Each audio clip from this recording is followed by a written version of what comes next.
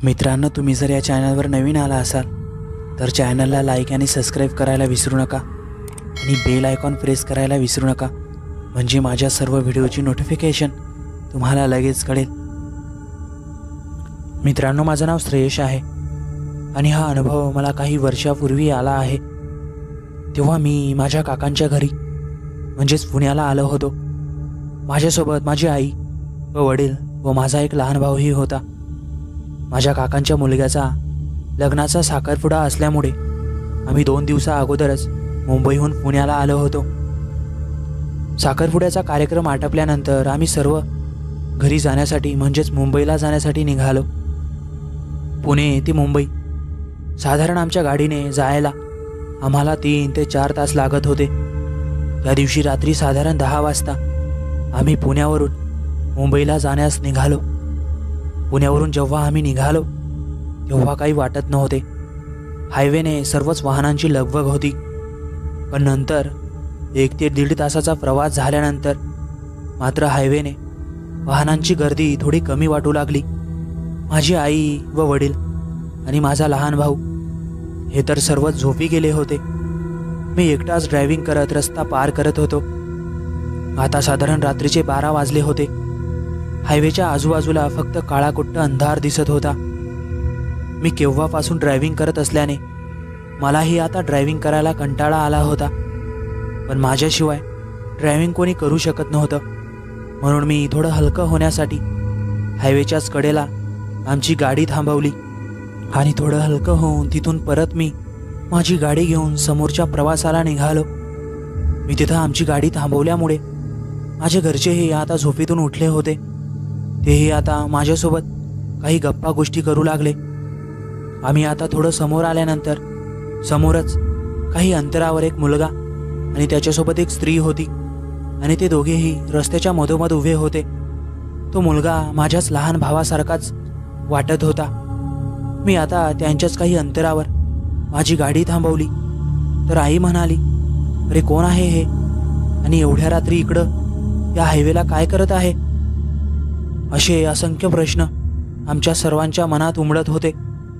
पण माझे वडील थोडे धाडशी स्वभावाचे होते, म्हणून माझे वडील मला म्हणाले, अरे घे समोर गाडी, आपण बघू काय म्हणतात ते।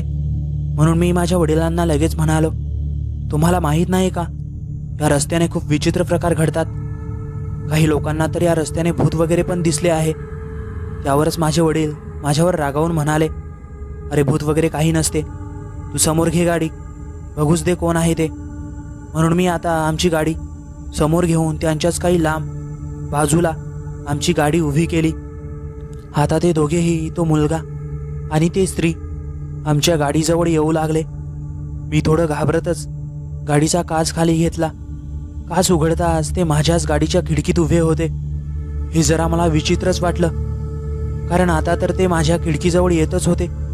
काही क्षणातच ते खिडकीजवळ येऊन कसे काय उभे राहिले।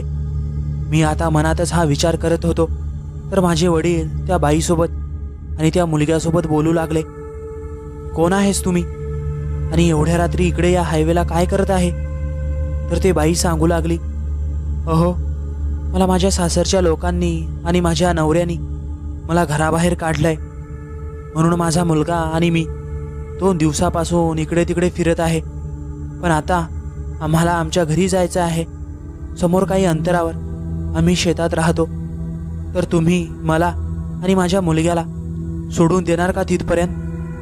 हे सर्व त्या स्त्रीचं ऐकल्यानंतर आई, वडील व मी खूपच भावूक झालो आणि त्या स्त्रीला आणि तिच्या त्या लहान मुलग्याला आम्ही आमच्या गाडीत बसून घेतलं आणि आम्ही समोर जाऊ लागलो।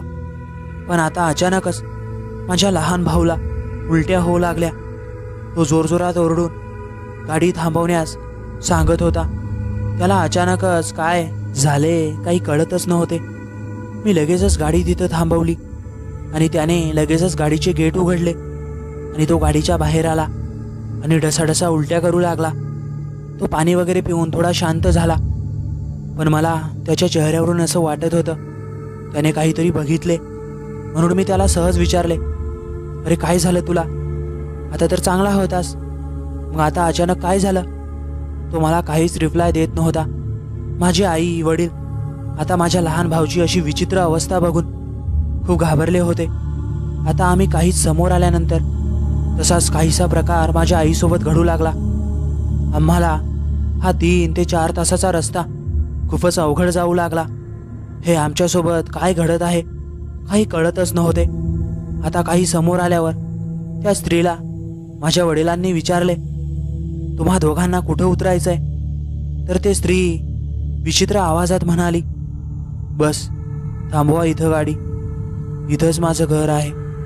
तिचा हा आवाज माझ्या वडिलांनाही थोडा विचित्रच वाटला.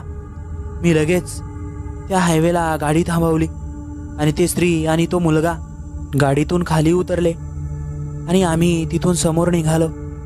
माझे वडील त्या स्त्रीला आणि तिच्या त्या मुलग्याला त्या गाडीच्या काचांतून बघू लागले, तर ते अचानकच तिथून दिसेनासा झाले. माझ्या वडिलांनी हा प्रकार मला सांगितल्यानंतर मी त्यांना म्हणालो, अहो गेले असतील जंगलाच्या पायवाटेने म्हणून तुम्हाला ते दिसले नसतील. हे सर्व नजरअंदाज करून आम्ही घरी पोहोचलो आणि त्या दिवसपासून आमच्या घरी विचित्रच प्रकार चालू झाला. माझा लहान भाऊ आणि माझी आई माझ्यासोबत आणि माझ्या वडिलांसोबत विचित्र प्रकारे बोलू लागले आणि त्यांची ही वागणूक ही साधारण नव्हती. तरी माझ्या वडिलांना आणि मला वाटले कदाचित त्या दिवशी यांनी प्रवास केला आणि यांची झोप झाली नसेल म्हणून हे त्या थकव्यात अशी वागत असतील. आम्ही 2-3 दिवस नजरअंदाज करून त्यांच्यासोबत दिवस काढले, पण माझ्या लहान भाऊचं आणि माझ्या आईचं ते तसं विचित्र वागणं आणि बोलणं काही कमी व्हायचं नावच घेत नव्हतं. माझे वडील आणि मी आता खूपच निराश झालो होतो. आम्हाला आता कळतच नव्हते ह्या क्षणी आम्ही काय केलं पाहिजे. म्हणून मी त्या दिवशी आमच्याच घराशेजारील डॉक्टरांना माझ्या घरी बोलवून आणले आणि डॉक्टर त्यांना व्यवस्थित तपासून म्हणाले, अरे यांना तर चांगलाच ताप भरलाय. म्हणून डॉक्टरांनी काही औषधे वगैरे लिहून दिले आणि त्यांना वेळेवर देण्यास सांगितले. पण त्या औषधांचा हा परिणाम त्यांच्यावर जाणवत नव्हता. आता मी आणि वडीलही फक्त रडण्याचंच बाकी राहिलो होतो. मी आता माझ्या पुण्याच्या काकांना फोन केला आणि त्या दिवशी घडलेला रात्रीचा प्रकार माझ्या काकांना सांगितला. माझ्या काकांच्या हा पूर्ण प्रकार लक्षात आल्यानंतर माझ्या काकांनी लगेच माझ्या घरी पळ घेतला आणि येताना त्यांच्यासोबत एक म्हातारी आजी ते घेऊन आले. त्या आजीने माझ्याच घरातील काही देवाचा अंगारा आणि तुळशीची माळ त्या दोघांच्या गळ्यात टाकली आणि तो देवघरातील अंगाराही त्या दोघांना लावला.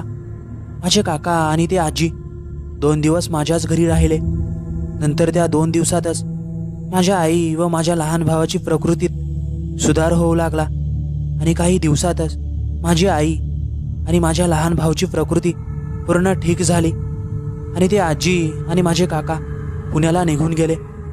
पण माझ्या काकांनी मला अजूनही सांगितले नाही की माझ्या लहान भावाला आणि माझ्या आईला नेमकं काय झालं होतं. पण असो, आता सर्व ठीक झालं होतं. पण या गोष्टीवर जास्त विचार केल्यानंतर मला एक कदाचित कळालं की त्या दिवशी रात्री तो मुलगा आणि ती स्त्री तो काहीतरी वेगळाच प्रकार असेल आणि त्यांचाच परिणाम हा माझ्या आईवर आणि माझ्या लहान भावावर झाला असेल.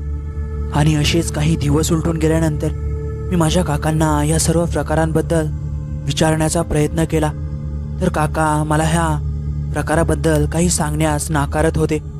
पण मी खूप विनवणी केल्यानंतर काकांनी त्या दिवशी मला सर्व प्रकार सांगितला.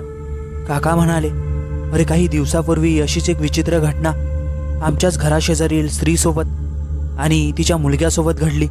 रात्री अपरात्री जोरजोरात ओरडणं आणि विचित्र हसणं हे त्यांचं चालायचं. माहिती काढल्यानंतर एक कळाले, हे दोघंही त्या दिवशी रात्री 12 ते 1च्या सुमारास त्या हायवेने घरी पोहोचले आणि असे विचित्रपणे वागू लागले. हा सर्व प्रकार त्यांच्या घरच्यांच्या लक्षात आल्यानंतर त्यांना त्याच म्हाताऱ्या आजीने देवाच्या अंगाऱ्याने आणि पवित्र तुळशी माळने चांगले केले होते. म्हणून मी लगेचच त्या आजीला तुझ्याही घरी घेऊन आलो. हे काकांचं सर्व ऐकल्यानंतर मला मात्र एक कळाले की लहान मोठ्याचे अनुभव हे नक्कीच कधी ना कधी कामात येतात. मित्रांनो, तुम्हाला ही कथा कशी वाटली नक्कीच कमेंट करून सांगा आणि हो, तुम्ही व्हिडिओला लाईक करत नाही तर नक्कीच आज लाईक करा. आणि अजूनही आपलं चॅनल कोणी सबस्क्राईब केलं नसेल त्यांनी नक्की सबस्क्राईब करा.